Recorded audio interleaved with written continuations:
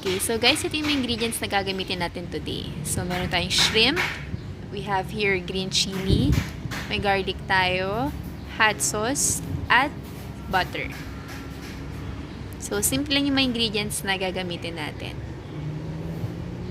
Then, sinet ko na yung pan. Naka-medium heat na yan. And then, ilagay na natin yung butter. Yan, i-melt lang natin. So, guys, yung quantity ng butter o yung dami ng butter, depende yan kung madami din yung shrimp ninyo. So, yun sa akin, onti lang. Ayan. So, next na natin yung garlic. Lutuin lang natin yung garlic.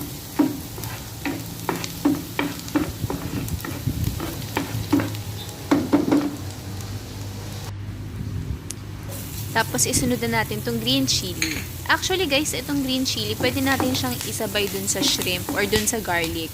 Pero ako kasi, ewan ko, mas gusto ko na ilagay separately yung sili para mas kumata siya and mas maanghang.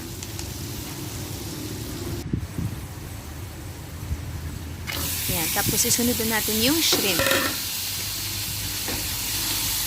Ayan. So, dahan-dahan lang tayo sa paghalo, guys, kasi mas maganda kapag nandun pa rin or nandun pa din yung head ng shrimp. So, ayan. Iwan lang natin yan dyan. And then, ayan. Pinaligtad ko na yan, guys, yung shrimp.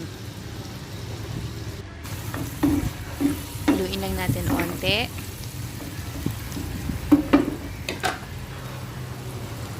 And then, ilagay na natin yung hot sauce. Yung hot sauce, guys, depende yan sa kung gaano ka anghang yung gusto ninyo, ha. Ako kasi gusto ko yung maanghang talaga.